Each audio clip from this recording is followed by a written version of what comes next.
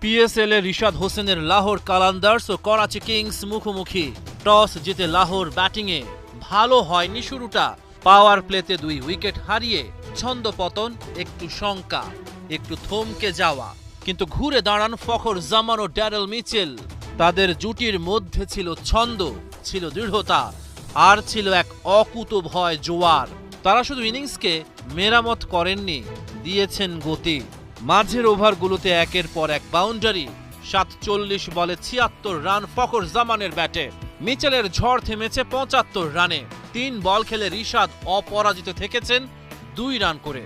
201 run Lahore কালান্দার্সের বোর্ডে। জবাবে Karachi Kings প্রথম ওভারেই দিশাহারা। কাপ্তান শাহিন আফ্রিদির জোড়া শিকার। প্রথমে ডেভিড ওয়ার্নার, এরপর জেমস ভিন্স। দারুণ চাপে করাচি কিংস। অষ্টম ওভারে আক্রমণে এলেন রিশাদ হোসেন। প্রথম বলেই বাজিমাত। শান মাসুদ সামনে এসেছিলেন সাহস নিয়ে। বাইরে পড়া এক লেগ ব্রেক। মাসুদের জবাব ছিল রিভার্স সুইপ, কিন্তু ব্যাট নয়, গ্লাভসে লাগলো বল। উড়ে গেল কিপারের গ্লাভসে।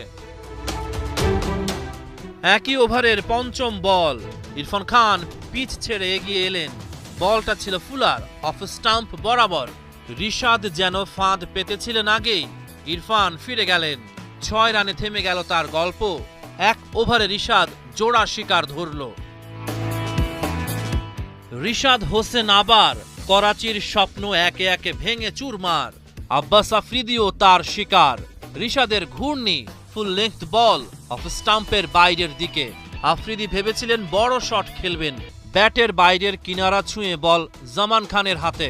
প্রথম 2 ওভারে 4 রান খরচ করে 3 উইকেট শিকার করেছে রিশাদ। তবে শেষ 2 ওভারে কোনো উইকেট শিকার করতে পারেননি। 4 ওভারে 26 রান খরচায় 3 উইকেট নেন রিশাদ হোসেন। প্রথম ম্যাচেও 3 উইকেট শিকার করেছিলেন এই লেগ স্পিনার। 2 ম্যাচেই তার অ্যাকাউন্টে 6 উইকেট। শেষ পর্যন্ত লাহোর কালান্দার্সের টানা দ্বিতীয় জয়। আবারও দুরন্ত বোলিং। রিশাদ হোসেন লাহোরের একাদশে জায়গাটা একরকম পাকাই করে ফেললেন।